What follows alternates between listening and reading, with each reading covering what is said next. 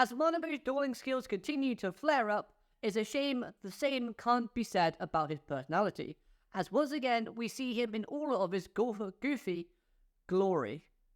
Question mark? Nevertheless though, it was a great win for Yuumu's character. Hello everyone and welcome to Dueling with Doubts, and today we're talking all things episode 79 of the Yugioh Go Rush anime series. A decent episode in where the main highlight was the dueling action, as we continue our heroes' mission to break out of Kawaido's alternative reality and snap our heroes back to normal.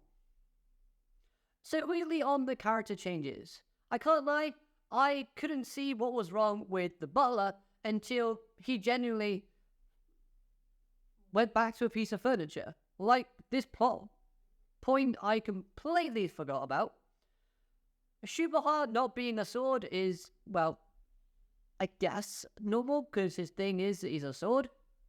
The difference with Makoto and the rock guy were also silly, but quick fixes, so I'm glad not much time was spent on that. Manabu and Nyandastar, however, being our main focus, was a bit of... It made storyline sense, let's put it that way. And I liked how, in lore, they are important to this mission, being how if they return Manabu back to normal, they get MIK's help, which gives them the numbers that they need in order to help other people that were watching this tournament when it happened, and that got changed as a result. But seeing how the two swapped positions in Manabu himself now becoming a cat and Nyandastar being in a human form, this was rather nice as it reflects their characters as we know them. Nyandastar would like to spend more time in her human form, but because of her cat restrictions, she always reverts back to being a cat. Where Manabu, this guy is just Manabu, and he's stubborn, he always has cat puns at the end of his stuff, and yeah, he's a cat. Now for me, the highlight of this episode was the dueling action that was showcased by Yuumu. And it's safe to say, her last few duels have not been that great, considering she was possessed, but now we get to see her dueling as herself, and her dueling playstyle, and her battling IQ.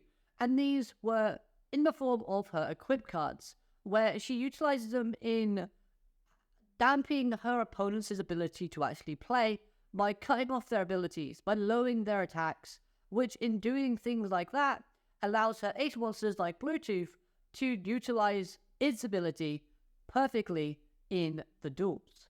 Now, we saw a snippet of her playstyle like this in her duel against Yugioh, and to have this in a more expansive showcasing just helps to show her character growth while also her deck evolution, which I really did think was needed because again, Yuumu's duels have not been that fun to watch, but this one I thought was a massive improvement.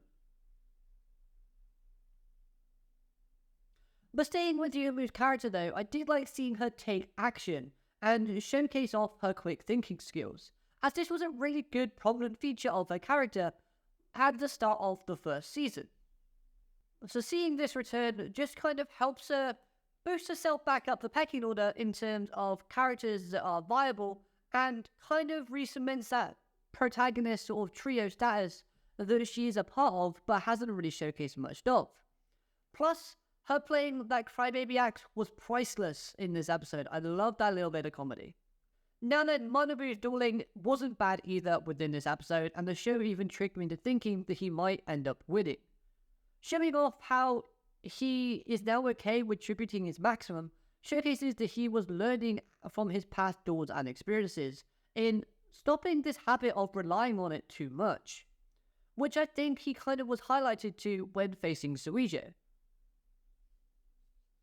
One of his new monsters did look a little bit like Yuga's Bass Volcalin Maximum, and with Manabu being a Pyro Maximum user, this could have been like a little bit of a T/Easter egg, which I kind of liked. And the skill that Manabu used in when one of his cards actually gained the attack monsters of the other Pyro monsters on the field, I actually kind of like that card. This design was really cool, and the effect can be useful if used in the right circumstances. But as we saw here, Yuumu turned it upside down and made the circumstances right for her and poor for her opponent.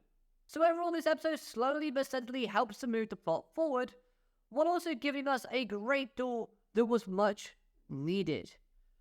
And the right character ended up winning in the end. Manabu losing here doesn't make his character suffer any more than it already has. Yumu's character only grows and grows and grows from her actions and her dueling here, so I'm glad they did that. But the show does also keep things interesting, as characters like Phaser, Yumu, Asaka, and even Zuijo have all been kept a secret so far, as we've only seen like the E-tier side characters come back. Anyway, so that was my thoughts on this episode. Let me know your first impressions on this episode in the comments down below. Hopefully you enjoyed it as well. And if you have anything to add to this episode, let me know. Let's have a chat about it. Other than that though, have a great day. Arigato, matane. Goodbye.